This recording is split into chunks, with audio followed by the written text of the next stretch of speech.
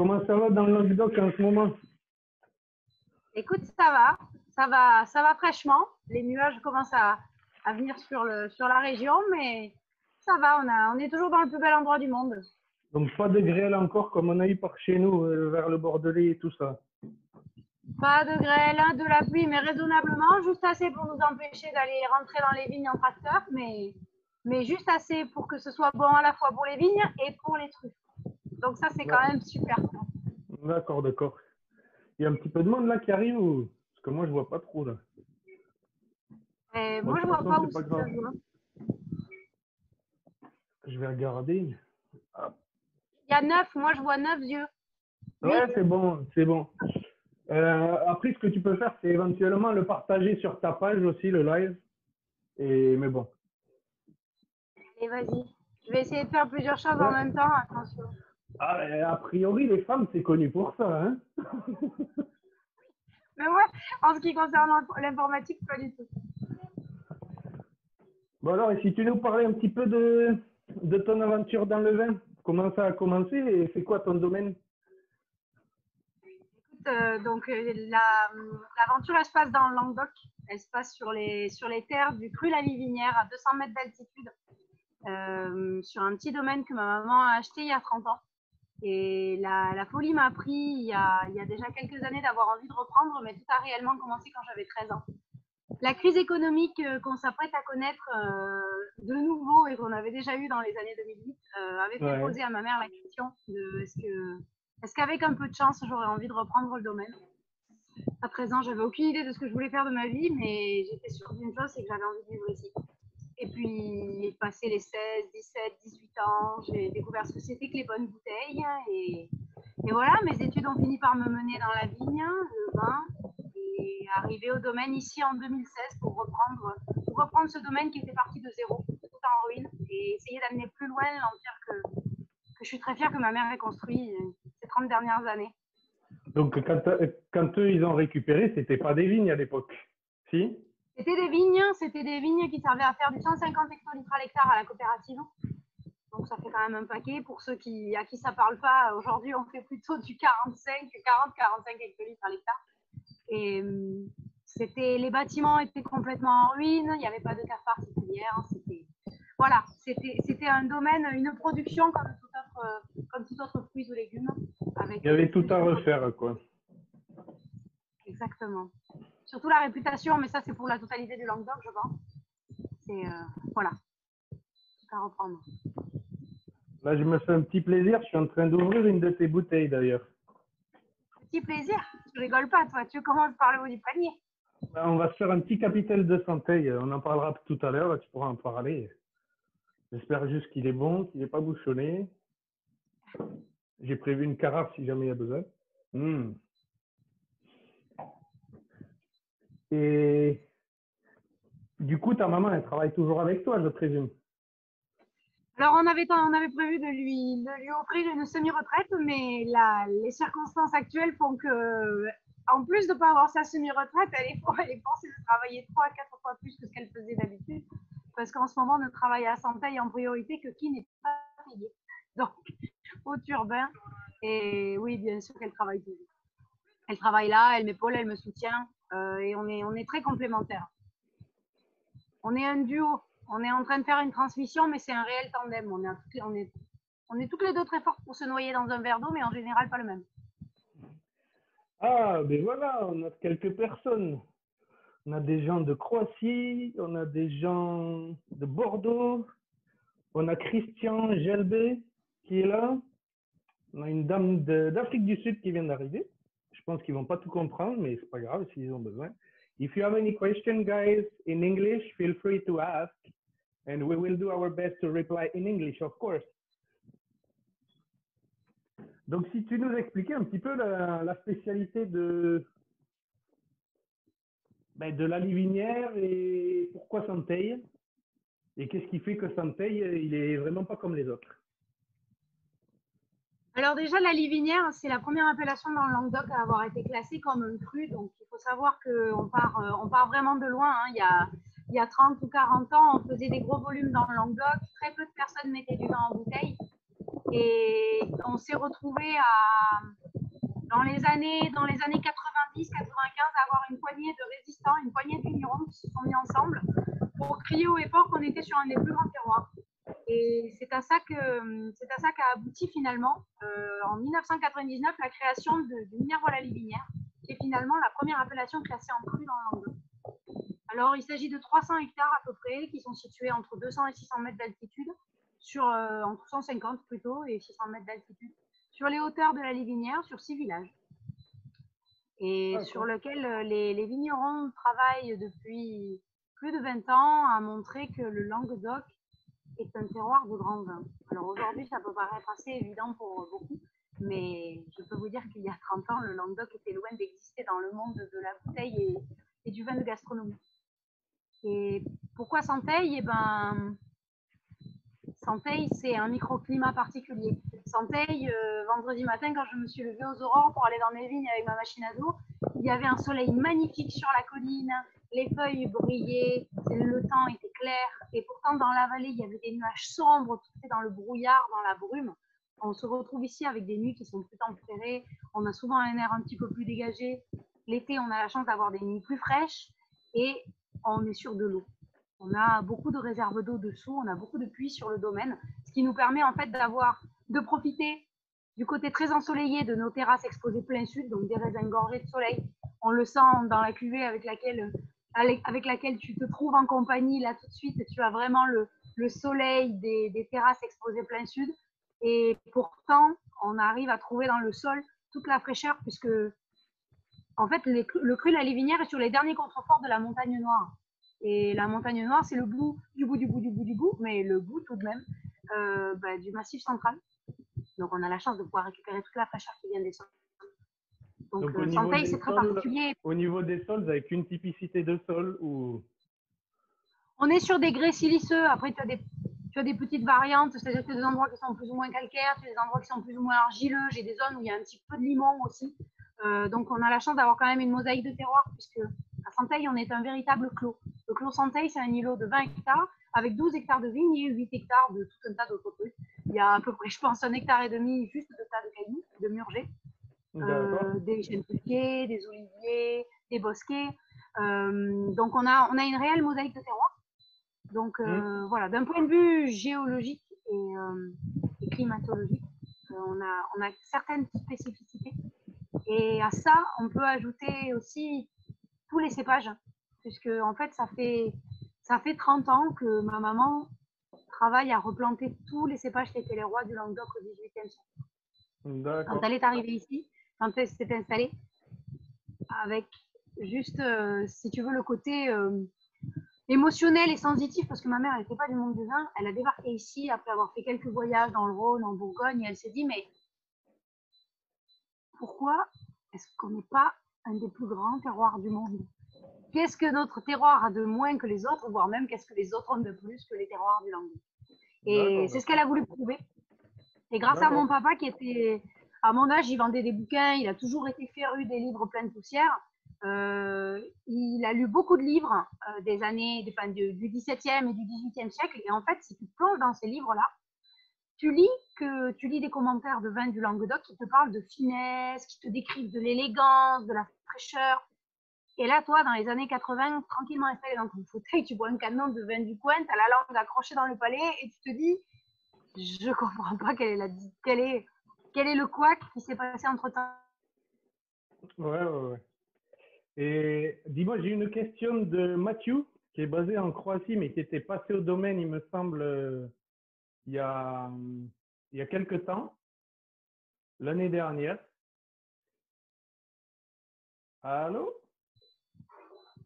Tu m'entends? Ça avait coupé. Ouais, je disais, j'ai eu une question là de Mathieu, qui était passé au domaine l'année dernière, il me semble, pour une petite dégustation sur un voyage de presse. Et bon, par contre, si tu peux faire la réponse en anglais pour Mathieu, il demande au niveau des vinifications, si vous êtes plutôt sur du bois ou des cuves béton. So the question was about the way we are doing the vinification of the wines and in which kind of container we are doing it. So thanks, Mathieu, and hi. I hope we will be able to see you soon again at the vineyard in the estate after all this mess of coronavirus. To answer about your question, in Santé, this is really one of our specificity. My mother wanted to show that we were one of the greatest terroirs of the world, and she wanted to prove that with nothing we already had everything.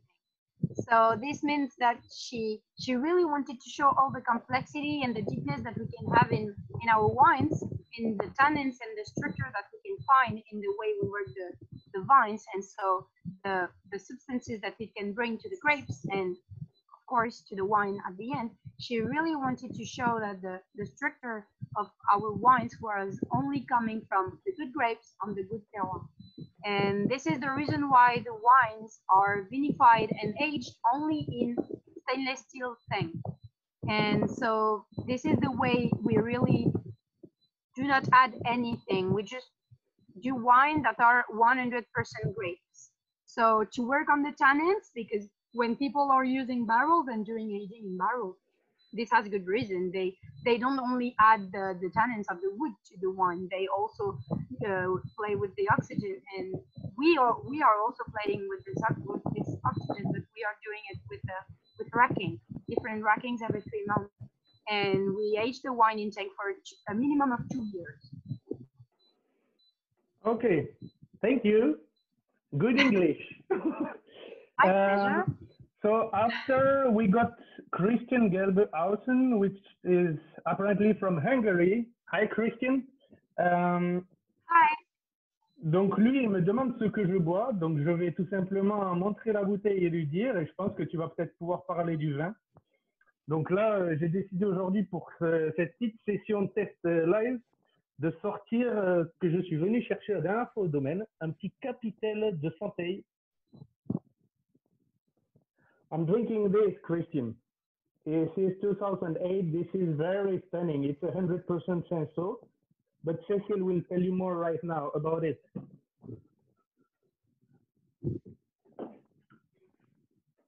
Sorry, I'm cooking at so the time, guys. the Capitel de Santé is really Capitel de Santé is really the treasure of the estate. It's really the diamond of the winery. This wine is completely crazy. This is like when you have an artist that is painting or making any other form of art, there is one piece in his life that is really the one that is signing the best of his art, and this is exactly the Capitel for my mother.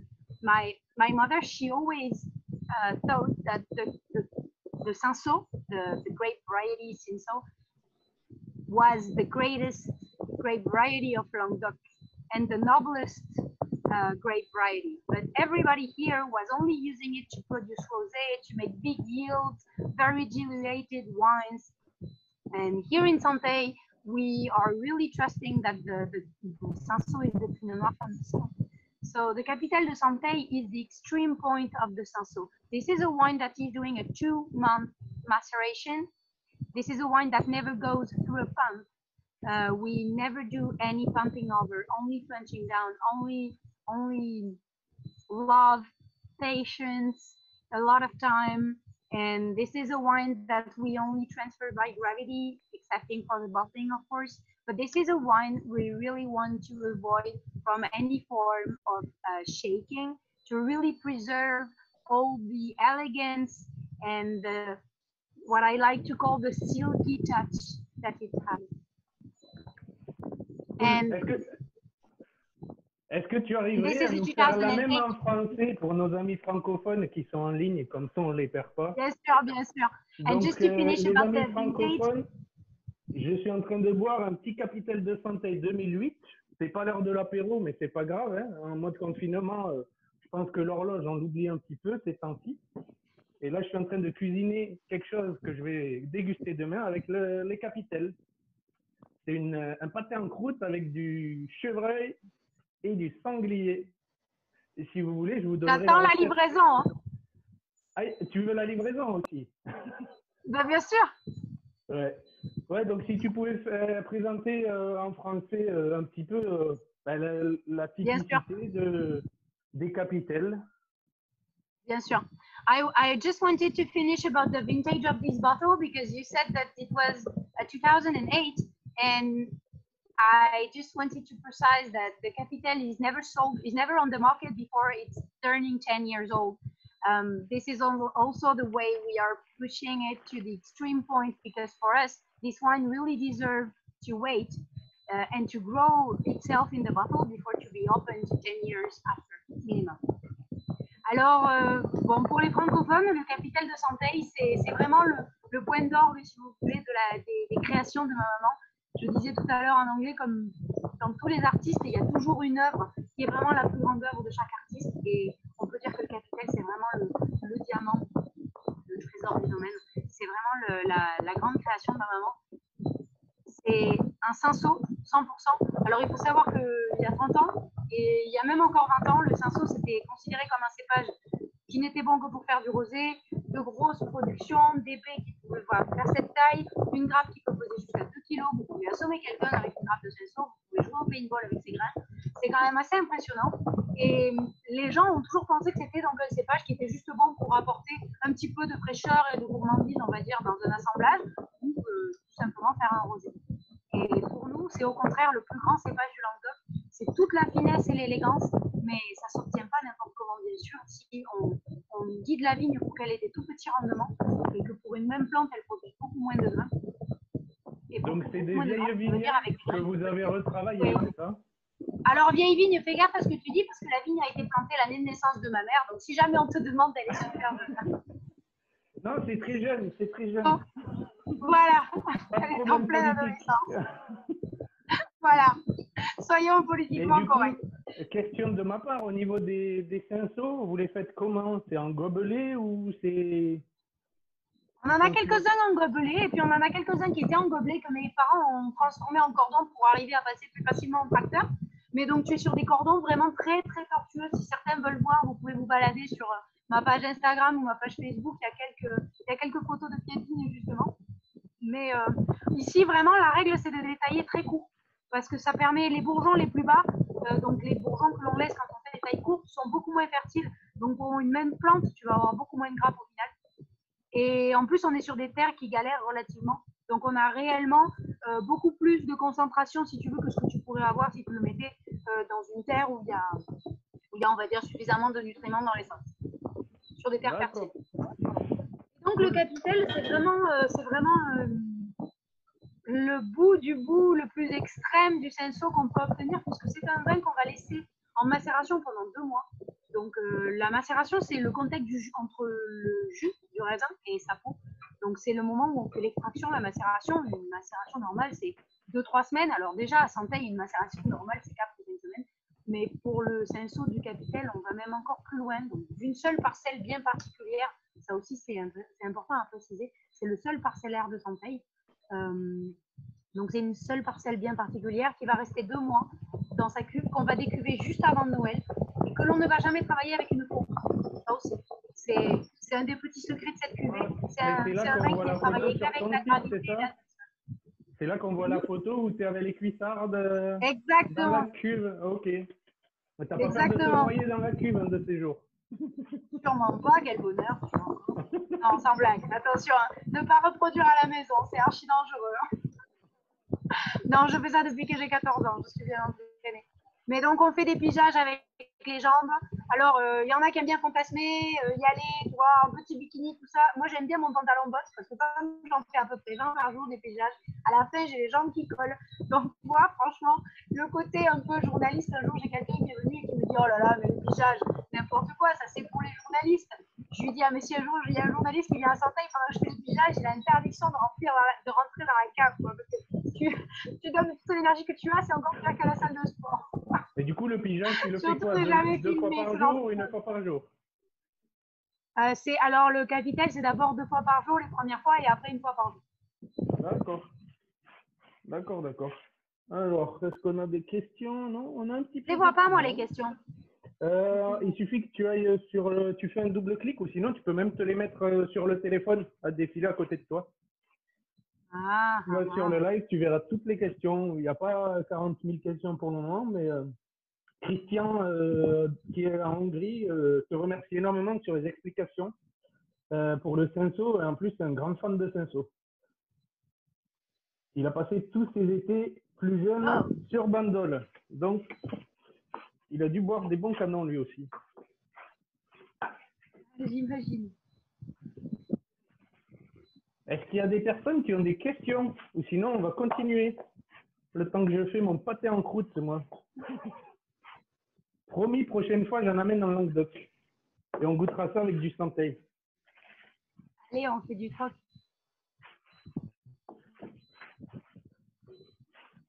Est-ce que tu pourrais nous parler un petit peu de la spécificité de santé? C'est ce que j'ai mis en commentaire dans la présentation du live. C'est quelque chose quand même qui me fascine pour le petit domaine qu'il y a. Vous travaillez avec plus d'une vingtaine de cépages et majoritairement des cépages, on va dire, oubliés ou méconnus ou qui ont été dénigrés pendant un temps et qui mystérieusement, sur certaines appellations ou régions, reviennent au goût du jour. Absolument. Alors à Santeil, on travaille avec 23 cépages, parce que comme je précisais tout à l'heure, mon père a retrouvé dans des très vieux livres des noms de variétés qui à l'époque étaient considérées comme les rois du Languedoc au XVIIIe siècle. Et puis finalement, aujourd'hui, tu vois des noms de cépages qui pouvaient être cités, ben, tu les trouves nulle part. Tu avais le Ribeirinck, tu te dis Ribeirinck, qu'est-ce que c'est? Le Yad, le Morastel, le Picardan, l'Arignan, voilà. Et donc, ce sont tout un tas de cépages que mes parents se sont affairés à retrouver pour essayer de ramener ici le patrimoine de notre région. Parce que comme je disais tout à l'heure, quand elle est arrivée au domaine, elle a eu la conviction que c'était un des plus beaux terroirs du monde et elle a voulu le prouver. En général, elle n'a pas la moitié d'une idée dans sa tête. Elle ne s'arrête pas là. Et elle a voulu, si tu veux, se servir. Elle n'a pas cherché à réinventer le terroir. Elle a cherché à vraiment juste le mettre en lumière. Et l'idée, c'était d'aller travailler avec ce qui faisait du Languedoc le Languedoc. Quelles étaient nos origines? Aujourd'hui, on te parle d'appellation d'origine contrôlée. Entre nous, c'est un autre débat, mais je commence à me demander ce que vraiment ça veut dire et où on va avec les règles qu'on donne dans ce genre de casque, de carcan. Mais en fait, l'origine chez nous, elle se retrouve en tout cas en partie dans toutes ces variétés qui faisaient la diversité du Languedoc. Et donc, elle a replanté tous ces cépages-là. On a les 4 couleurs du Ribeirinck. Alors, il y a une couleur un peu bizarre qu'on appelle le Verdal, Ribeirinck Verdal. On entend parler de gris, de noir, de blanc. Voilà, du Verdal. C'est une grappe qui a des graines de toutes les couleurs sur une même grappe. On a du rose, on a du gris, on a du bleu, on a du noir. Sur un seul et même cépage. Tous ces cépages, c'est tes parents qui les ont plantés. Voilà, alors il y en a certains qu'ils ont pu récupérer dans le conservatoire de Vassal, donc ça c'est à Marseillan, c'est pas loin de Montpellier, il y a un conservatoire dont s'occupera sur plus de 3000 cépages différents, donc ils ont pu en récupérer quelques-uns là-bas.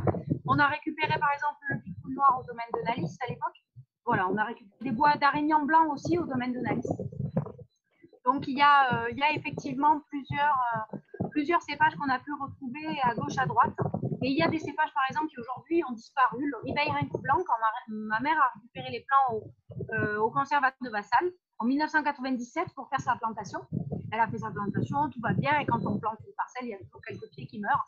Et quand l'année d'après, elle a commandé quelques bois pour remplacer tout ce qui était mort, on lui a dit, ah mais non, Madame Domergue, c'est pas possible, parce qu'en fait, entre-temps, les plantes du conservatoire sont mortes. Et c'était les seuls qui étaient répertoriés et identifiés dans le monde entier. Donc aujourd'hui, le Ribeirinck blanc ne se retrouve plus qu'au Clos Santeil. Donc on travaille avec ce cépage, quand nous sommes les seuls à travailler, mais on travaille aussi avec des cépages comme le Picpoul gris. Alors tous ceux qui nous regardent, vous allez vous dire, ah ben oui, Picpoul je connais, Picpoul de Pinet, la bouteille un peu en flûte, qu'on aime bien boire avec des huîtres, ce blanc bien frais, bien tendu, du sucre. Et oui, mais le Picpoul gris, le Picpoul blanc, il y a 22 000 hectares à peu près dans le monde, et le Picpoul gris, en 2011, il n'y avait plus qu'un hectare et demi dans le monde entier. Donc ça donne l'équivalent de 5 ou 6 000 pieds de vigne. C'est rien. Il y en a plus. Voilà. Du coup, tu les connais tous par cœur, ces cépages? Alors, les noms des cépages?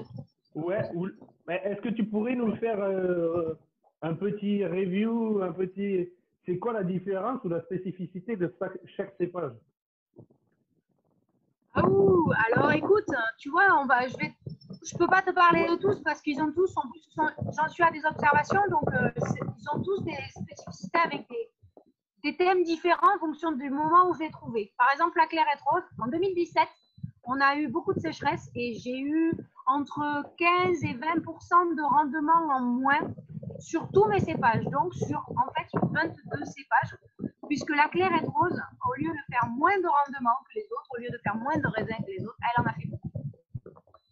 Donc tu te dis, première espèce d'idée, d'interprétation que tu peux faire, parce que la clairette rose adore la sécheresse. Je sais pas. Ouais, En 2018, il y a eu beaucoup. C'est de l'adaptation en fonction des saisons de plus en plus. Exactement. Alors aussi, ça c'est le cas pour tous les vieux cépages. Ce sont des cépages qui débourrent plus tôt, donc c'est-à-dire qui sortent de leur cycle d'hiver, qui commencent à pousser au printemps plus tôt que les autres. Et pourtant, ce sont des cépages qu'on ramasse aussi plus tard.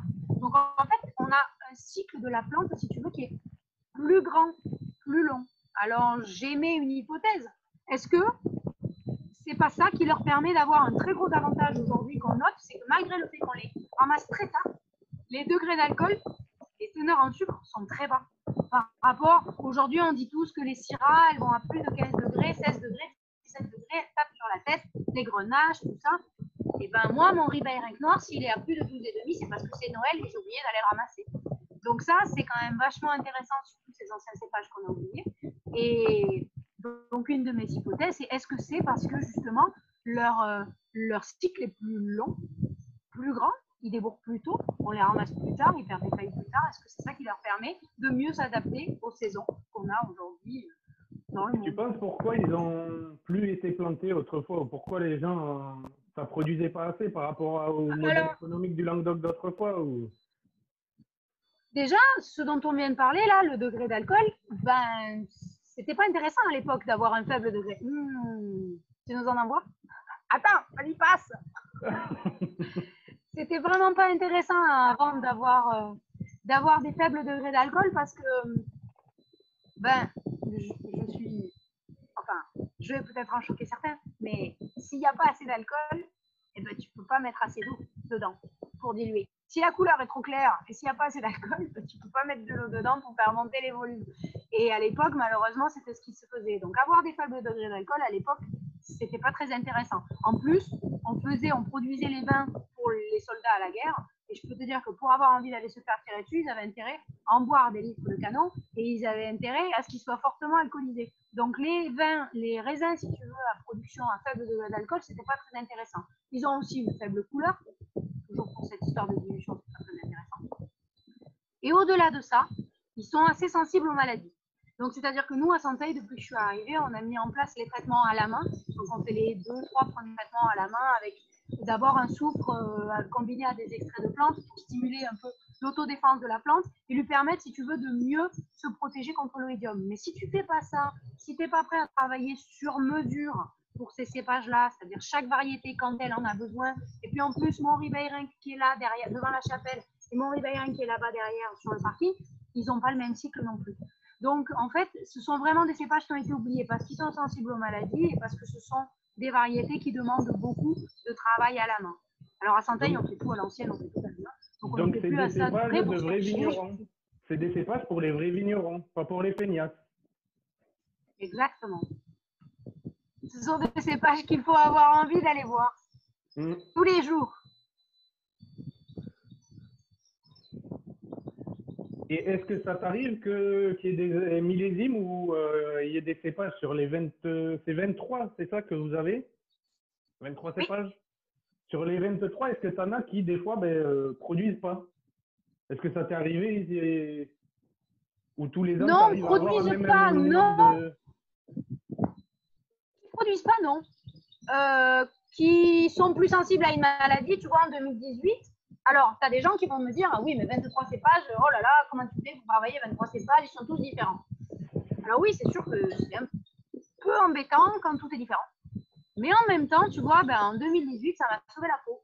Ça m'a sauvé la peau parce que en 2018, quand beaucoup d'entre nous se sont fait attraper par le mildiou, et ben moi j'ai mon pic-poule noir, il s'est fait ravager par le mildiou, une première attaque, les petits spores, là j'étais en train de relever, de palisser, et au moment où j'ai relevé, j'ai palissé, j'ai visualisé les spores en train de contaminer tout le reste, et là je me suis dit oh merde, qu'est-ce que t'as fait? Et j'ai tout posé ce que j'étais en train de faire, je suis allée faire ma petite bouillie et je suis allée traiter mon pic-poule noir. Mais en fait, qu'est-ce qui s'est passé? Le pic-poule noir, c'est le premier à s'être fait attraper, et le secret avec le mildiou, c'est que si tu l'attrapes en préventif, t'es le roi du monde. Si tu l'as en curatif, t'es dans la merde jusqu'à la fin de la saison. Donc en fait, j'ai eu un de mes 23 cépages en curatif et 22 en préventif, puisque je savais que la pression était maximale, que si ça avait explosé sur le pic-poule noir, ça allait d'un jour à l'autre exploser sur les autres. Donc on a sorti le tracteur, on a traité tout le domaine. Et en 2018, on n'a pas vu de mildiou au domaine, à part cette première attaque sur le pic-poule noir dont on a réussi à se débarrasser. Mais encore une fois, ça demandait que je sois moi-même dans mes vignes, si tu veux, que j'y sois et que je le vois. Donc, si tu veux, ces cépages-là, ils ont vraiment des particularités. T'en as qui vont produire un petit peu plus certaines années, un petit peu moins, mais non, j'ai pas d'année où j'ai un des cépages qui ne produit pas. Je peux avoir une année, tu vois, les Mourvèdres, cette année, j'ai pas été très emballée. Après, je suis difficile, tu vois, je les aime, mais je suis un peu aussi exigeante avec eux. Et c'est bon, hein, mais c'est pas le meilleur cette année. C'est une grande famille. C'est une grande famille et tu as des favoris et des moins. Mais comme dit ma mère, tu vois, c'est comme quand t'as un de tes gosses qui, à l'école, fait un peu plus de bêtises que les autres, qui est un peu plus chiant. C'est pas que tu l'aimes moins, tu vois, tu le sais, c'est celui qui fout le bordel. Les cépages, c'est pareil, tu les aimes pour ça. On a une question de Christian, qui est en Hongrie, et il te demande quel est le cépage avec lequel tu préfères travailler, s'il y en a un autre que le cinsault. Tout à l'heure, tu as déclaré un petit peu un coup de foudre au cinsault, mais est-ce qu'il y en a un qui... Alors, c'est en anglais pour Christian la réponse. Non, il a écrit en français. Apparemment, il a écrit en français. Il écrit très bien le français. Il nous parle même de Kadarka et de Youfark, qui sont des cépages que je connais très bien, qui sont hongrois. Donc, apparemment, il parle couramment français. Hop. Alors, un cépage que j'aime beaucoup et que j'ai découvert, puisque chaque année, on fait un essai. Alors, je vais vous parler d'un vin. Ici, c'est le Mosaïque de Santeil. Donc, c'est le Mosaïque de Santeil, c'est une parcelle conservatoire que ma mère a plantée en 2012 avec 9 cépages différents dessus. Des cépages gris, blancs et roses. Et en fait, donc tous les ans, les 9 cépages sont dans cette bouteille. Mais chaque année, pendant la vinification, il y en a un qu'on va travailler à part. Et il y a 2 ans, j'ai découvert un cépage que j'adore et que j'ai vraiment hâte de pouvoir travailler à nouveau l'année prochaine. C'est le pic-poule gris, dont je parlais tout à l'heure, et qui n'est presque plus planté, puisqu'il doit rester que 3 hectares aujourd'hui. Le pic-poule gris, on dit en général que, par exemple, entre le grenache blanc et le grenache gris, le grenache blanc, il donne la fraîcheur, et le grenache gris, il a plutôt le côté aromatique. Mais un gris, tout seul, c'est souvent un peu mou. Et un blanc, eh ben, ça peut manquer de temps en temps un peu d'aromatique. Et ben, le pic-poule gris, figurez-vous que c'est vraiment un cépage que je trouve merveilleux parce qu'il y a une complexité aromatique, ça sent la poire, ça sent les fleurs, ça sent le lilas, c'est magnifique. Et il y a une vivacité, une tension comme celle qu'on peut retrouver dans le pic-poule blanc. Et je n'arrive pas à comprendre pourquoi ce cépage a disparu du Languedoc. Il est l'avenir du Languedoc. On reproche au blanc d'être mou dans le Languedoc. Et là, si tu veux, tu as vraiment la chaleur du soleil, la complexité aromatique et toute la fraîcheur et la tension qu'on cherche dans les blancs. Alors, si je devais déclarer un coup de cœur aujourd'hui en live face à vous, je déclarerais un coup de cœur pour le pic-poule. Et du coup, génétiquement, ce pic-poule gris, il a quelque chose vraiment à voir avec le pic-poule blanc ou c'est juste qu'il a le même sa version, c'est sa mutation, mais en gris. Donc voilà, donc c'est une mutation, c'est pas... Je demande parce que suivant les régions, des fois, ou les appellations, des fois, on a des surprises. Les gens nous disent que c'est le même cépage et au final, c'est pas les mêmes cépages du tout. Il y a eu des surprises, mais parce que tu as aussi eu des problèmes de synonymes. Le melon de Bourgogne, tu me dis comme ça, le cépage melon de Bourgogne, il vient d'où? Je vais te dire de Bourgogne. Ben non, en fait, pas du tout. Donc, c'est... Voilà. Il faut faire attention aussi. Toutes les recherches qu'avaient fait mes parents pour replanter les cépages, justement, ce sont des recherches qui étaient littéraires, bibliographiques, mais il y a eu énormément de recherches historiques derrière. Parce qu'en fait, il fallait démêler le vrai du faux, ce que disent les... Enfin, tu sais bien, c'est le téléphone arabe, quoi. Tout le monde donne sa sauce et en fait, tout tout le monde dit des trucs différents et tu sais plus qui est quoi. Donc il a fallu le combiner à des analyses génétiques et tout ça. J'ai vu passer une question d'un ancien collègue de promo qui demande de parler de l'église qui est représentée sur l'image du domaine. Et Ben, le lien avec toi, là, non? Elle est derrière toi, là. Elle est derrière toi, non? Oui, elle est juste derrière moi. Je ne sais pas si vous arrivez à la voir parce qu'il y a pas mal de végétation. Et on est caché des touristes. On aime bien se cacher. Mais donc, la chapelle, en fait, c'est une chapelle magnifique du XIIIe siècle. Elle est du XIe et XIIIe siècle. Et il y a encore des peintures d'origine à l'intérieur absolument somptueuses. C'est une église, une chapelle qui a servi d'écurie à un moment aussi. Donc, elle a toutes les fresques qui sont un peu abîmées sur le bas du mur.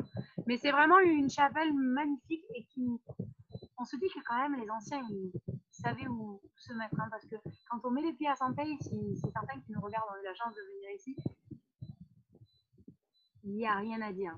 Il y a juste besoin de sentir l'énergie qui passe ici. Et cette chapelle, elle représente beaucoup pour nous parce que elle fait partie de ce qui dégage cette vibration. Et aussi, elle nous protège. Elle nous protège parce qu'elle est classée monument historique et que donc on ne peut pas construire autour. Et ça, c'est une bénédiction. Parce que j'ai des copains qui ont protège les vignes et tout ça. Voilà. J'ai un copain qui a un domaine viticole près de Montpellier. Donc quand ils l'ont acheté il y a 30 ans, ils étaient au milieu des vignes. Aujourd'hui, ils sont en plein milieu de la ville. Ça, moi, si ça m'arrive, je crois que je suis critique. Ici, nous, on est à 2,5 km du village, on n'a pas de voisins. C'est pas ce qu'on veut pour notre futur, de se retrouver entassés dans des bâtiments et tout ça. Et ça, c'est ce qui s'est passé au Portugal sur l'appellation Colares. Ça a été tellement touristique. C'est une des appellations, une des seules appellations au monde qui est rikiki et qui est sur des sols sableux, donc que des plants Triphyloxera en majorité. Génial. Et il n'y a plus que 5 ou 6 producteurs, c'est tout. Mais c'est tout petit. Donc, et eux, en fait, ils se sont fait bouffer par tout ce qui était real estate, les constructions et tout ça. Oh, il y a mon ami Sylvain, le charcutier, qui est en train de regarder si je fais bien mon pâté en croûte, je suis sûr. Salut Sylvain. C'est lui qui m'a donné la recette. Bonjour tout le monde. Salut Marc au Québec, Jeannette à Dijon, Arnaud à Paris, Joey à Paris. Salut tout le monde. Georges Gracia, salut. Le pic-poule gris est-il difficile à cultiver ou c'est simplement un souci de marché? Eh ben, c'est une excellente question, Christian, parce que, ben non, en fait, il n'est pas compliqué à cultiver. Ben, bon, quand il y a eu le mildiou, il a fait partie des premiers à se faire attaquer, mais comme on l'a vu assez vite, on a pu agir. On pousse les maturités, on ramasse assez tard, on n'a pas trop de soucis. Il peut être un petit peu sensible au botrytis à la fin, mais on est dans le sud, c'est pas très gênant. On serait à Bordeaux, ce serait une autre histoire. Est-ce que c'est une question de marché? C'est sûr que les blancs dans le Languedoc, c'est pas trop recherché, mais en même temps, les rouges du Languedoc, c'était pas non plus recherché il y a 30 ans, donc les vignerons sont aussi ceux qui décident un minimum comment va s'orienter le marché. Donc, c'est vraiment une question à laquelle j'ai pas de réponse. Pourquoi on plante pas le pic-poule gris? C'est gros mystère. Je comprends pas. Je sais pas. Au niveau rendement, ça produit bien ou c'est assez généreux? Ah ben, dis donc, à Santeuil, normalement, on fait pas de vendange en vert parce que ma mère estime que si on fait des vendanges en vert, c'est qu'on a foire à la taille, mais on a plutôt intérêt avec les blancs parce que ben, ils ont vachement envie de produire. Hein. Ils sont super contents d'être là où on les a mis. Donc, toujours pareil, on fait des tailles courtes, on taille entre 6 coursons à 2 yeux, mais on essaye de s'approcher de 12 coursons à un œil. Donc, vraiment de contrôler un petit peu plus ses rendements. Et elle a envie de produire, alors on va pas non plus la frustrer. Mais non, on est. T'es facilement, si on la laisse faire, t'es facilement à 60 hectares. Nous, on l'a fait descendre à 45, 40, mais si tu la laisses faire, tu vas tomber à 60 sans problème. De toute façon, en plus, vous avez l'avantage, c'est que vous travaillez proprement dans les vignes. Vous n'êtes pas en agriculture là, comme certains disent raisonner ou. Enfin, je ne veux pas trop me lancer dans ce débat, mais. Non, mais ce qui est très intéressant, ce qui est important de comprendre à Santeuil, c'est qu'on travaille dans une logique cohérente et entière. C'est-à-dire qu'on travaille on fait attention au poids de la bouteille. Alors les gens disent oh là là, vos bouteilles sont super légères. Ah oui, mais je vois pas l'intérêt de mettre le prix de 3 bouteilles. Déjà, le poids de verre de 3 bouteilles sur une, parce que derrière mon camion qui va amener les cartons à mon client à Paris, ben, il va consommer 3 fois plus, il va bouteille 3 fois plus lourde. On jette pas un seul carton, on recycle tout. Je vois qu'il y a Olive qui est connecté. Il a bossé un peu à la maison, il sait qu'on jette pas un carton. Voilà, même les cartons pourris, on les garde de côté, on les plie et c'est pour quand les copains viennent chercher des bouteilles. Voilà, ça m'étonnerait pas qu'on t'ait donné ta bouteille de capitaine dans un carton pourri. Et voilà. Il y avait un carton pourri, mais un sachet cartonné aussi. Non, mais ça allait, c'était bien. Voilà, en général, on essaye de faire attention. Je suis en train de prendre un orage sur la tête, je vais rentrer dans la maison. Donc, je suis en train de là, il arrive là. Restez connectés, les amis. Restez connectés, les amis. Elle revient. Elle coupe pas. Ah là là. Bon, ben, on va se faire. Donc, pour ceux qui me demandent en privé. Ah, Mathieu. J'arrive. Le 4D, Mathieu. Pâté en croûte. Donc, ça, c'est un pâté en croûte avec du magret de canard, du sanglier, du chevreuil, de la gorge de porc, bien sûr, et de l'échine de porc, des champignons un petit peu. Et bien sûr, le tout bien macéré avec un peu de vin rouge et du cognac. Et pour le moment, on déguste les Capitelles de Santeil, qui est 100% Cinsault, en rouge, et qui est vraiment fantastique. Et c'est un 2008. Et la spécialité de Santeil aussi, c'est qu'ils vous vendront plein de vieux millésimes. Oh, elle est magnifique, la cheminée. C'est pas mal, hein? C'est chouette le télétravail, non? Ouais, ça va. Il y a pire, écoute. Ouais. Tu étais dehors, tu passes dedans. Moi, je suis en train de faire mon pâté en croûte. Ah, il y a un monsieur qui dit que Georges Garcia qui dit qu'à Carcassonne, il tombe des cordes. Ben, si c'est que des cordes, ça va, tant que ce ne sont pas des glaçons. Ouais. Les cordes, elles peuvent y aller. Donc, on en était à... Pour méthode de travail, on dit que c'est plutôt en propre et que tu fais attention à tout ce que vous utilisez, les poids des bouteilles et tout ça. Voilà, ben comme je disais tout à l'heure, on utilise le soufre à base d'extrait de plantes. Donc ça, on l'applique à la main. On est une petite équipe. Alors, des fois, quand j'ai des stagiaires, on le fait avec des stagiaires. On le fait, voilà, évidemment, c'est toujours le samedi et le dimanche. Il n'y a pas de vent. On se le fait à la petite cloche. Pour ceux qui me suivent, j'avais mis une petite story sur Instagram quand on l'a fait il y a 2-3 semaines. Voilà. Donc, l'idée, c'est vraiment, le maître mot à Santeil, c'est le travail sur mesure. Il n'y a pas de recette, miracle. Hein. C'est toujours une histoire de compromis. Rien n'est tout blanc, rien n'est tout noir. Il faut vraiment une réflexion qui est globale. Cette année, on a démarré quelque chose qui est nouveau, que la plupart d'entre vous d'ailleurs ne savent peut-être, ne sait pas. On a commencé à faire des enherbements d'hiver. Donc, on a planté de la moutarde, de la févrole.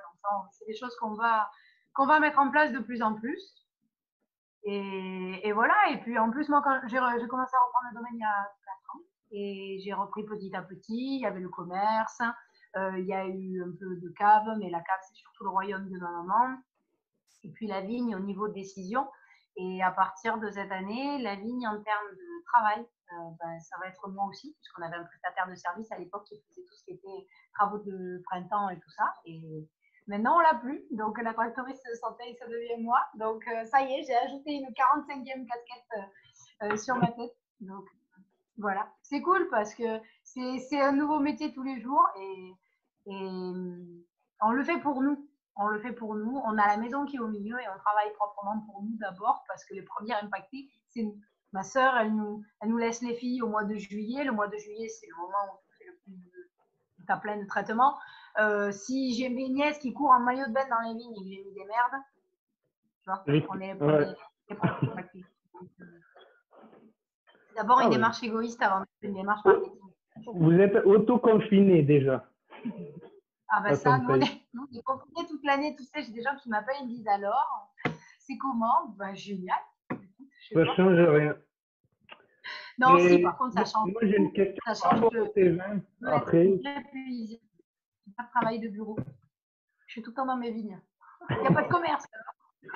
ouais, en ce moment, ouais, un petit peu quand même. T'es allé à Toulouse faire des livraisons là, la semaine passée, il me semble. Oui, merci à ma sœur et mon beau-frère pour leur solidarité et tous les amis qui ont suivi parce que ça, c'est une belle marque de soutien et ça nous fait vraiment chaud au cœur. Pardon, je t'ai coupé, tu as une question?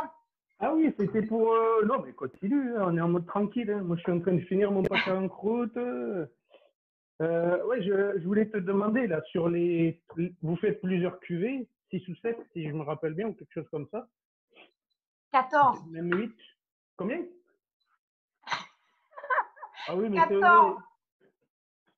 Et 14. est-ce que vous faites toutes les cuvées tous les ans? Non. Non, alors non.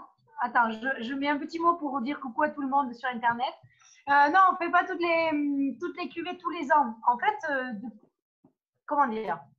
Depuis que je suis arrivée au domaine, on a fait 2, 3, 4, 3 ou 4 cuvées différentes, nouvelles.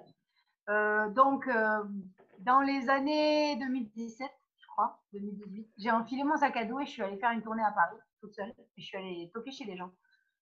Et pétard, mon sac à dos, il était tellement lourd avec tous les échantillons. Et quand je suis rentrée à la maison, j'ai dit à maman, c'est pas possible. C'est pas possible, on peut pas faire autant de vin. C'est trop lourd dans mon sac à dos, ça va pas le faire. Et du coup, en fait, ça faisait déjà quelques temps qu'on y pensait, mais donc dans ces années-là, on s'est mis à créer une gamme éphémère. D'ailleurs, oui, non, c'était au tout début, c'était en 2016 cette histoire. Et on a créé une gamme éphémère qu'on a appelée Scintilla. Donc Scintilla, c'est parce qu'en fait, c'est une des origines du nom Santeil. Nous, on est sur une colline où si vous arrivez de la plaine, vous cherchez dans la colline, vous cherchez la chapelle, vous la trouverez pas parce que la pierre a la couleur de la terre. Donc elle est complètement camouflée et on la voit pas. Mais si vous arrivez le matin ou le soir, surtout le soir au coucher du soleil, en fait, vous avez les derniers rayons du soleil qui viennent taper contre la chapelle et avec la couleur de la pierre, on a l'impression qu'elle est allumée en orange de l'intérieur. Et les anciens, dans la plaine, en pointant la chapelle, disaient « Ouh, scintille ou scintille ». Et ça veut dire scintille en occitan. Voilà. Donc, on a créé une gamme qu'on a appelée autrement que Clos Santeil parce qu'en fait, je voulais la mettre en vin de France parce que j'en ai marre d'avoir à me justifier du travail qu'on essaye de faire et des arômes et des identités qu'on essaye de préserver, voire même de ramener ou de recréer. Et donc, je voulais le faire en vin de France. Et en vin de France, on n'a pas le droit d'utiliser le nom de nous. Et comme la très belle chapelle de Santeil donne le nom à notre domaine, on a décidé d'utiliser le terme de Scintilla. Voilà. Et donc, en fait, on a créé une gamme éphémère. Alors, je me lève parce que je voulais vous montrer les bouteilles. Je les avais prises avec moi, puis elles ont un peu pris la flotte. Ah ben, Rosé, attendez, je m'en oublié dehors. Le pauvre. Un Rosé mouillé. Il est là. Pauvre bouteille. Donc, ça, ce sont les 2 cuvées éphémères des 2 dernières années. Donc, vous avez la cuvée éphémère en 2018, donc Scintilla, pour ceux qui peuvent voir. Est-ce qu'on le voit là? Oui, bon, on le voit là. Ouais. Hop. Je l'ai Donc, ça, quasiment c'est jamais la marque vu, cette Scintilla. cuvée. Il me semble pas l'avoir vu. Voilà, c'est la marque c'est la nouvelle gamme, enfin la gamme éphémère. Donc, chaque année, on va y mettre dedans soit les folies des vignes, parce qu'il nous est arrivé en fait la première fois d'avoir quelques rentes de Cinsault qui nous ont fait un canon, un glou-glou qu'on avait envie de mettre en bouteille juste comme ça, alors que d'habitude à Santeil, comme on disait tout à l'heure, on élève les vins pendant 2 ans. Et donc c'est ça qui nous a donné un peu l'idée. Et on met les folies des vignes et on met les nôtres. Et donc en 2018, cette cuvée-là, c'est la folie des vigneronnes. Donc l'étiquette a été dessinée par une amie qui s'appelle Léa, qui a dessiné une feuille de Syrah et une feuille de Ribeirão. Donc c'est une cuvée qu'on a appelée Syrie. On y a mis dedans donc 50% d'un cépage que tout le monde cherche, avec 50% d'un cépage que personne ne connaît. Donc de la Syrah avec du Ribeirão noir. Donc ça c'est la version du Scintilla 2018. Et en 2019, on s'est amusé et on a fait pour la première fois en 30 ans d'histoire à Santeil, un beau rosé dont Fabienne, tu as eu la primeur de pouvoir déguster les premières gouttes au mois de novembre. Voilà. Il était assez fantastique. C'est un septuor de cépages rares. c'est le rosé des 7 oubliés. Donc, ce sont tous les cépages gris et roses du domaine qu'on a mis en macération pendant 4 heures. Donc, en fait, c'est aussi quelque chose que… Si on était à la mode, tu vois, on aurait appelé ça un blanc de macération. Mais au moment où les rosés deviennent plus à la mode, ou les rosés clairs, en tout cas, sont presque moins à la mode que les rosés foncés, donc on se met à faire des rosés clairs. Et voilà, donc on y a mis dedans du Ribeiren gris, du Ribeiren verdal, du Carignan gris, du Picpoul gris, de la clairette rose, du… Avec beaucoup de macération, non? Pas longtemps? Non, Si? 4 heures. Ah 4 oui, heures. juste… Non, ça va. Voilà. Donc, si tu veux, les 2 dernières cuvées qu'on a créées, et c'est le moyen d'un peu arrêter de créer toujours des nouvelles cuvées et de créer ces gammes éphémères. On a fait la pétillante aussi qui est dans la gamme des Scintilla, donc on fait une bulle de temps en temps, on fait un effervescent avec 4 cépages. Donc c'est en méthode traditionnelle, hein, on fait la seconde fermentation en bouteille à l'eau. Et voilà, clairette blanche, clairette rose, picpoul gris et Ribeiren gris. On l'a fait sur 2 millésimes. On a fait en 2016 et… Non, 3 millésimes, pardon. 2016, 17 et 18. Cette année, on n'en a pas fait. En 19, qu'on avait fait le rosé, après, on n'avait plus assez de raisins. Moi, j'ai une question, parce que quand tu es rentré en courant avec ton ordinateur et tout ça, j'étais en train de dire aux gens que la spécificité du domaine, parce qu'il y en a plein à Santeuil, c'est que aussi vous avez créé une librairie, quoi. Vous avez créé une bibliothèque, donc vous êtes encore en capacité de vendre certains vieux millésimes. Alors, un peu plus que certaines, même. Et certaines personnes qui nous regardent ont eu l'opportunité de se faire inviter au mois d'août ces 6 dernières années à venir faire les stocks avec moi. Parce que donc à Santeuil, il y a 14 cuvées et il y a la cuvée que tu bois, le Capitel, existe depuis 1991. Donc il faut savoir que vous pouvez me demander tous les millésimes que vous voulez, de 1991 à aujourd'hui. Alors bon, dans le cas du Capitel, on interdit à tout autre millésime plus jeune que 2010 de sortir, mais pour une cuvée normale comme le Campagne de Santeuil par exemple, ou le Clos Santeuil qui est notre cru la Livinière, le cru la Livinière Clos Santeuil, on peut demander ce qu'on veut de 2014 à 1990. Il ne manque pas un seul millésime. Donc effectivement, tu as pu descendre dans notre belle cave souterraine où on a entreposé entre 50 et 100 bouteilles de chaque cuvée sur chaque millésime, ce qui fait plus de 120 références. Et ça a méga bien vieilli. C'est pas très vieux, mais c'est vraiment fantastique. Hein. Je vais pas tout faire. Et on commence à peine. Je vais en garder pour Pour demain. nous, c'est vraiment le moment de commencer à l'ouvrir. Là, le Capitel de Santeuil, pour moi, ce qui goûte très très bien en millésime aussi, plus âgé aujourd'hui, qu'on a goûté récemment, c'est 2001 97. Alors là, si certains d'entre vous ont du 2001 ou du 97 en cave de Capitel, c'est monstrueux. 2000 aussi. Ouh là là. Magnifique. Il y a du monde. Hein. J'ai bien hâte de le goûter avec mon papier en croûte. On a la Corse, on a de la Loire, on a le Portugal. Comment tu vois les cartes? Comment tu sais où ils sont les gens? Je connais beaucoup de gens. Tu vois les gens qui sont en train de regarder. Hi everyone. Ouais. Et pour cette année, si tout va bien, vous allez faire des nouvelles choses ou pour le moment vous allez rester comme c'est et il y a des projets en cours qui sont pas Non, je vais te dire, le projet de cette année, c'est que je sois une tractoriste qui ne foire pas la récolte.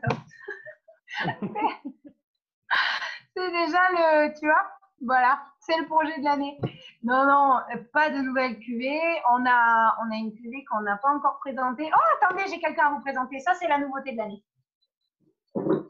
C'est le chien. Salut, moi je m'appelle Picardant et je fais que des bêtises. Du coup, tu l'as appelé comme un cépage. Hein? Oui, je vais pouvoir lui faire une passe. Voilà. Pourquoi tu l'as appelé comme un cépage? C'était important. Attends, Picardant de Santeuil. Faut pas déconner. Du Picardant, il y a 1 hectare dans le monde. Pourquoi Picardant par rapport aux autres? Ça lui va bien son parce que Picpoul, ça sonnait pas très bien. Non, parce que c'est une année en paix. C'est une année en paix. Non, pas de nouvelles cuvées cette année, mais en fait, parce qu'il y a des nouveautés qui arrivent, mais qui sont faites depuis un petit moment. Je ne sais pas si je t'ai fait goûter, mais on a fait une toute petite cuvée, une toute petite production, à peine 500 bouteilles, d'un truc assez monstrueux qui va pas tarder à sortir et qui sera un nouveau cru la Lévinière. Oh, Mais on l'a fait en 2017. Et quand tu vois qu'aujourd'hui, notre cru la Lévinière qu'on commercialise, c'est en 2014, je suis pas prête de te le mettre sur le marché. ah non, Mais il devrait s'appeler, il va arriver le caprice de Santeil.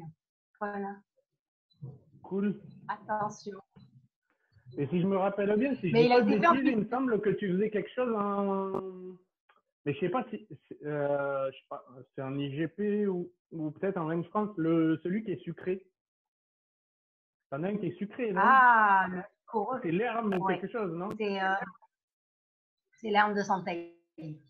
L'arme de Santeil, ça on le fait. Bah, en fait, à l'époque, ça s'appelait le Minervois noble.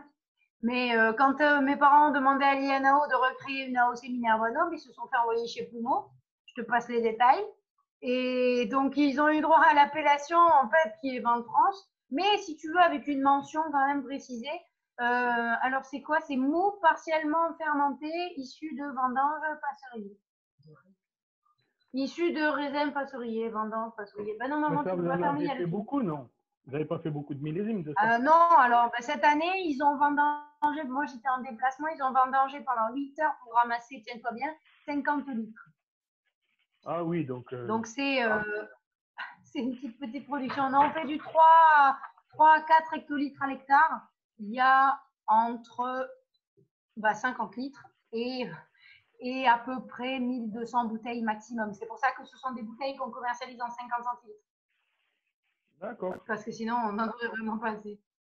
Donc ça, c'est un grenache gris qu'on ramasse entre fin novembre et début décembre. Alors, je ne sais pas si certains d'entre vous sont familiers avec les sauternes et tous ces vins qu'on ramasse passeriers, donc séchés sur pied ou botrytisés.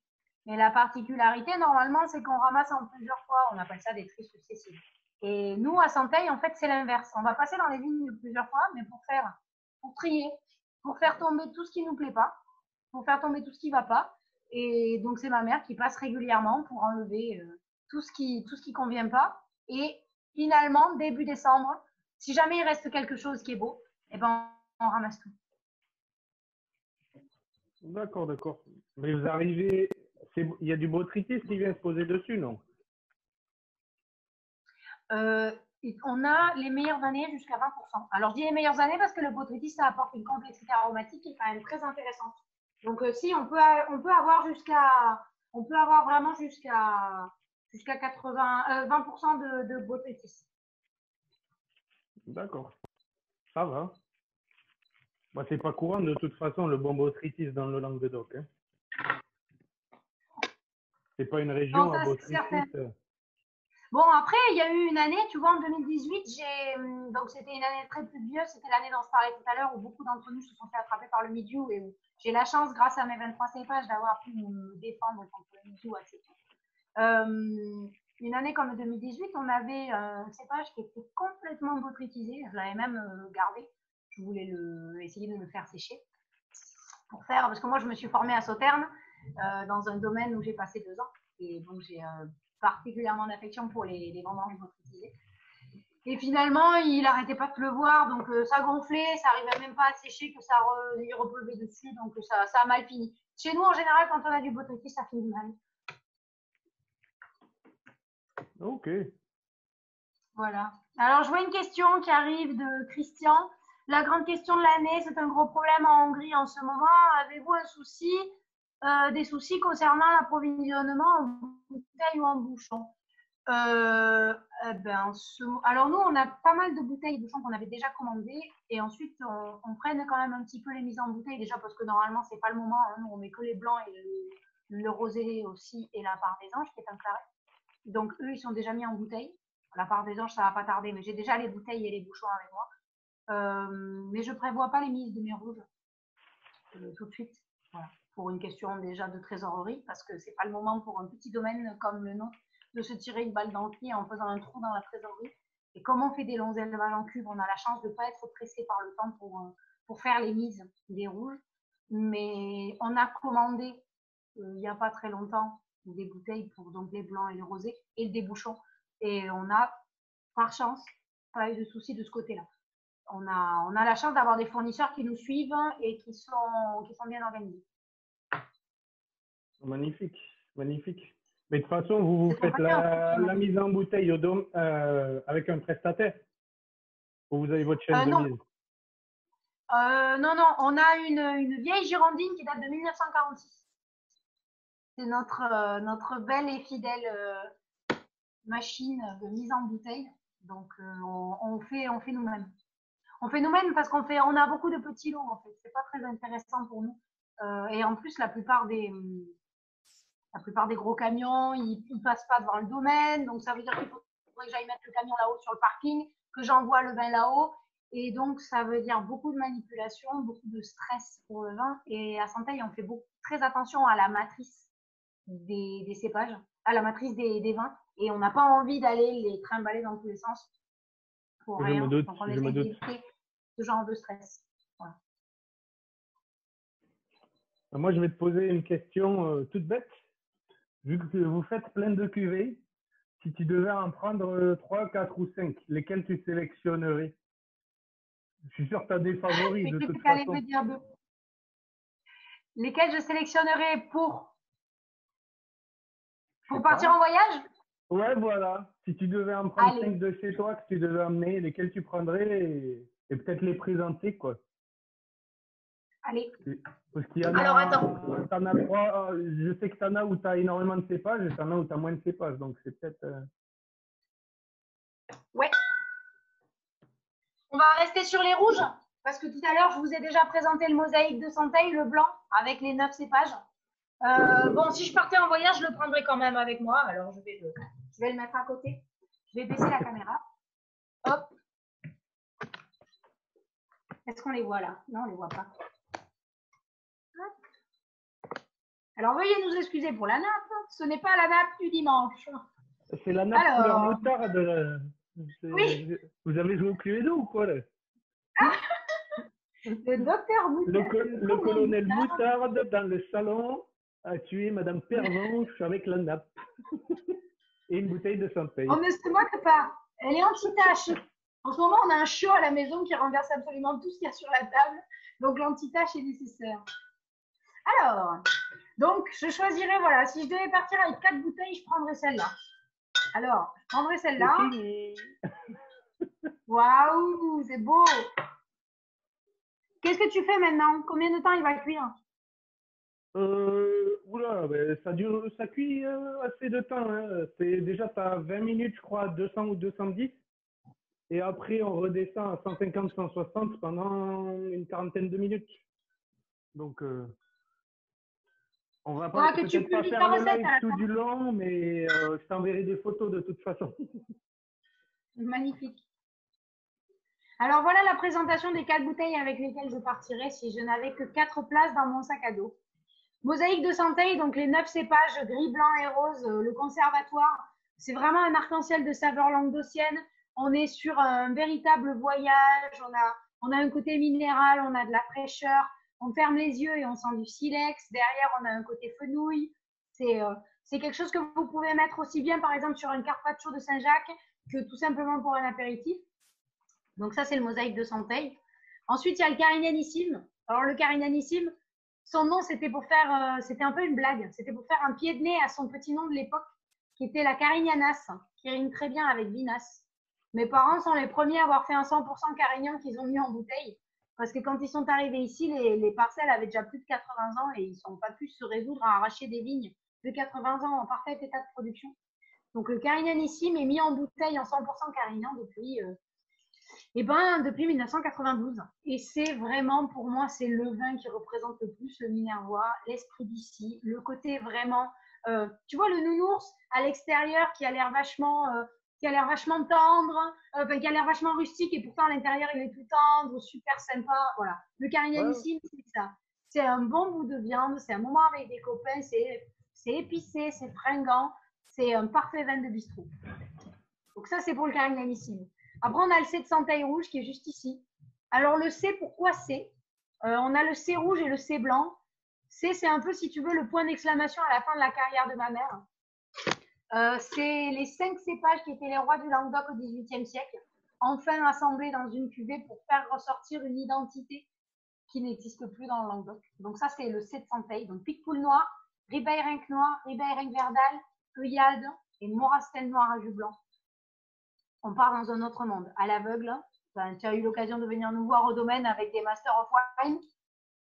À l'aveugle, tu les plantes tous. Ils n'ont aucune idée de l'endroit géographique où peut se trouver ce vin parce qu'il n'est la carte d'identité de personne.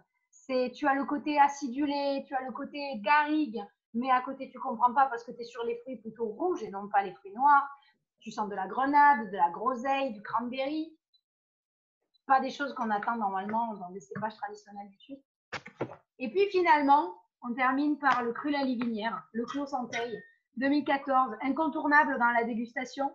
Incontournable parce que c'est vraiment le seul vin des 14 vins qu'on produit qui est tout à fait, si tu veux, qui permet de voir au monde entier qui on est dans le monde du vin.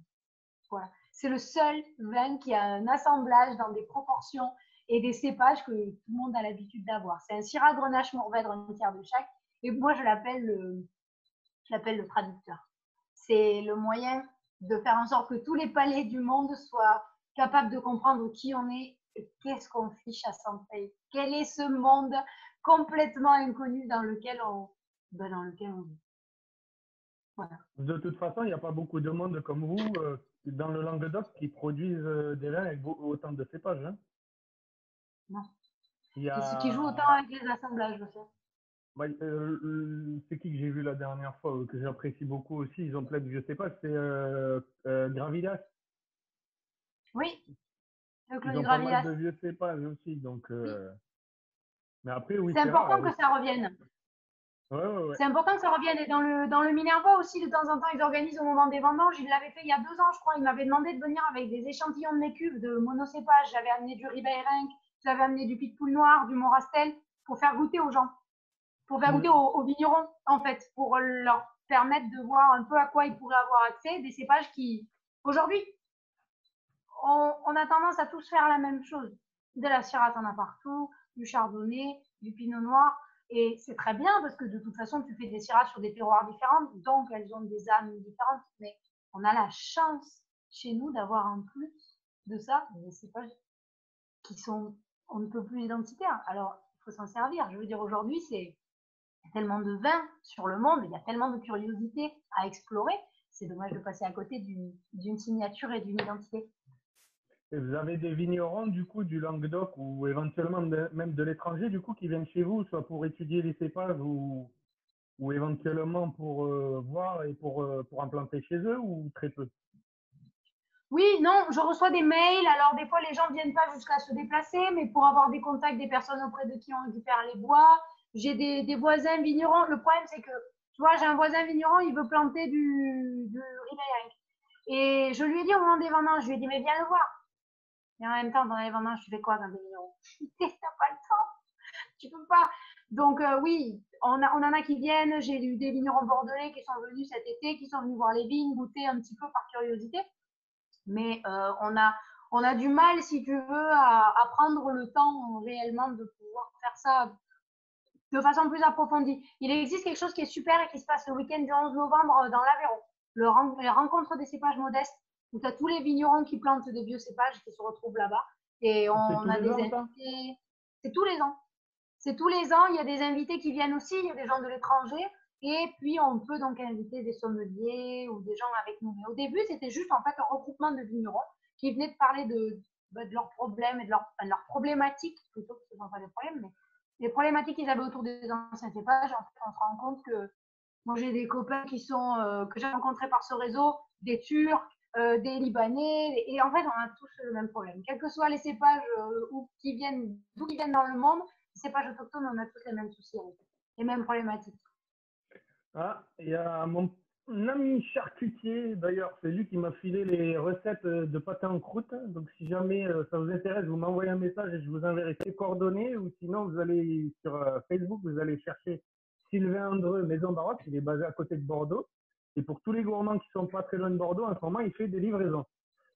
Il a une bonne question, parce qu'en plus d'être charcutier, c'est un très bon amateur de belles bouteilles et il connaît très bien, hein. Et il pose la question selon vous, donc il te vous voit, selon vous, avec le contexte actuel et surtout à venir, est-ce que les vins de vignerons, donc les petits comme toi et certains, comme il y a beaucoup dans le Languedoc ou même sur le Bordelais, il y en a beaucoup, mais on n'en parle pas assez. Donc il dit, est-ce que les vins de vignerons ont une vraie carte à jouer? Comme tous les produits, comme tous les produits qui sont issus de production artisanale, si tu veux, on attend juste que le consommateur lambda soit prêt à changer. Est-ce qu'on a une carte à jouer? On l'espère, mais c'est pas nous qui allons le décider. En tout cas, pas des domaines comme le nôtre qui peut-être ne jouent pas assez sur le côté marketing et commercial. Mais oui, je pense que c'est justement aujourd'hui le moment de montrer, si tu veux, de réorienter un petit peu la curiosité des amateurs de vin aux vignerons, les petits vignerons qui font des trucs atypiques, qui font des trucs avec toutes leurs âmes et tout leur cœur, mais on ne changera pas les gens. C'est-à-dire qu'aujourd'hui, déjà, on a des consommateurs qui aiment les vins de vignerons, on a des consommateurs qui aiment des vins aussi plus à boire tous les jours, parce que tu peux pas non plus t'ouvrir tous les midis une bouteille à 15 balles. Aujourd'hui, tu as plein de gens qui consomment chez eux, ils consomment encore plus que ce qu'ils consommaient avant, mais ils ne consomment pas forcément plus de bouteilles à 10 ou 15 balles parce que ça coûte cher. Donc, tu bois du bib, tu bois de la cave coopérative, et ce sont aussi des vins qui sont très intéressants et très importants dans le monde du vin. Et je pense que c'est une production dont on ne pourra pas se passer. Les petits vignerons ont une carte à jouer pour se démarquer, mais on ne pourra pas se passer de la plus grande consommation parce que le portefeuille des gens ne pourra pas suivre. La culture des gens non plus ne pourra pas suivre. Moi, tu me demandes de te citer 4 peintres vivants, je ne suis pas capable de le faire. Donc, il y a un moment aussi où chacun son rayon et tout le monde n'est pas capable de suivre 3 phrases de ce qu'on est en train de dire quand on parle de Picpoul, de Ribeireng, de Mildiou, Ah de oui, ben, Montaigu. tout à fait. Tout à fait. Bon, après, il y a beaucoup d'amoureux de vin là sur le live, donc autant en profiter. Le pâté en croûte, il est parti au four, ça y est là. 20 minutes à 210. Et après, on va descendre à 150 degrés à peu près. La prochaine fois, tu prévois une livraison. Ben, j'en ferai avant de venir dans le Languedoc. Normalement, je dois revenir, si tout va bien, courant mai. Top. Donc, si jamais je viens, ben, je passerai dans le coin. Je laisserai du pâté en croûte. Allez, on tranquera contre du rosé Donc, si et une jamais belle les gens ils bouteille. veulent trouver tes vins en France, est-ce que tu as une liste de tes revendeurs ou des cavistes ou certains secteurs où ils peuvent te retrouver facilement? Oui, c'est quelque chose que je devrais faire. C'est quelque chose que je devrais faire. Non, j'ai mis nulle part la liste parce que j'ai peur de ne pas avoir le temps de la mettre à jour et j'ai pas envie de donner des mauvaises informations aux gens. Mais il faut m'envoyer un petit message et me dire où vous êtes parce qu'on a la chance d'avoir beaucoup d'ambassadeurs.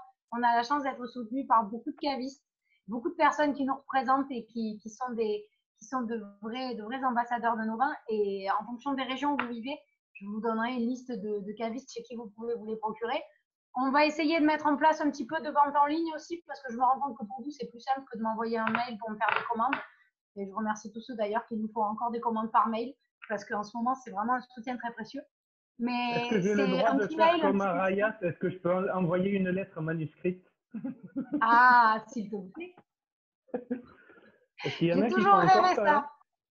Il y en a qui Non, font mais ça par contre, encore. c'est vrai que j'apprécie particulièrement de recevoir un mail. Les gens me disent oui, je trouve pas vos tarifs sur Internet et je trouve pas votre liste. Et en fait, je sais, mais je veux amener les gens à venir me parler. J'aime bien tu vois, cet échange. Mm. On passe un petit coup de fil, on en a pour quelques minutes et c'est chouette. On se connaît plus qu'à travers juste le fait de rentrer ces numéros de carte bleue sur la site. Ouais. Mais Ben, la semaine c'est mon dernière, de toute côté façon, tu as fait des geek. livraisons à Toulouse. Donc, tu as vu pas mal de. Ça a mené à pas mal d'endroits, je présume. Ah, on a fait un beau ravitaillement sur Toulouse. Il était temps parce que entre l'école à la maison pour certains, couplés au télétravail et tout ça dans une maison avec un petit jardin et des enfants qui crient dans tous les sens, il était temps de ravitailler les cartons de vin. Et du On coup, a eu, ça, tu on a eu penses des en belles refaire dans livraisons. le futur ou...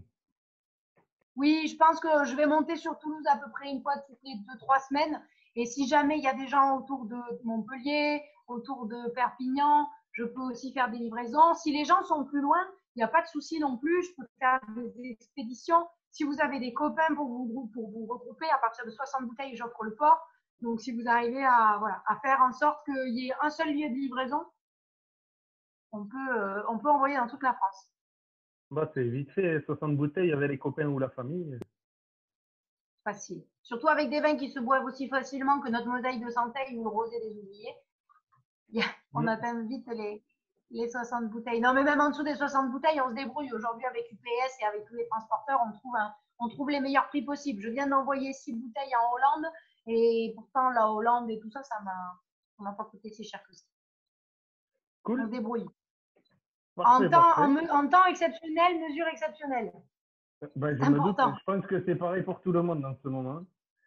Est-ce qu'il y a des gens qui ont des questions en ligne? Anyone is having questions? Or I think I'm gonna let Cécile go back to work. Si vous n'avez pas de questions, je vais laisser Cécile repartir au boulot parce que je pense qu'elle a pas mal de choses à faire, comme d'habitude, entre les papiers et ci et ça. La journée sera finie quand le soleil sera couché. Ouais. Mais du coup, c'est toi qui fais tout à la vigne, à la cave et les papiers et ta mère t'aide un petit peu, je présume aussi. Ou vous J'ai avez la une chance que petite ma équipe. maman fasse encore tout l'administratif. Je devais prendre quelqu'un à mi-temps là pour la décharger de l'administratif, mais avec les conditions actuelles, on oublie. Et à la vigne, j'ai quelqu'un pour m'aider aussi. Donc, Ah, c'est mes bien ça. 12 hectares où on fait tout à la main, ça occupe. C'est jamais facile, Merci je tout le pense, monde. de répéter un petit peu les mêmes choses et tout ça, mais je pense que c'est toujours un plaisir de partager avec les gens. Merci beaucoup pour ce C'était un super 2008. moment. Il était fantastique. Je te fais la promesse que la prochaine fois, je ramène du pâté en croûte alors. Hein. Top. Génial. Allez, J'attends que bonne fin ça. d'après-midi. Merci Fabien. Ciao, ciao. À bientôt. Ciao tout le monde. Bye guys. Take care.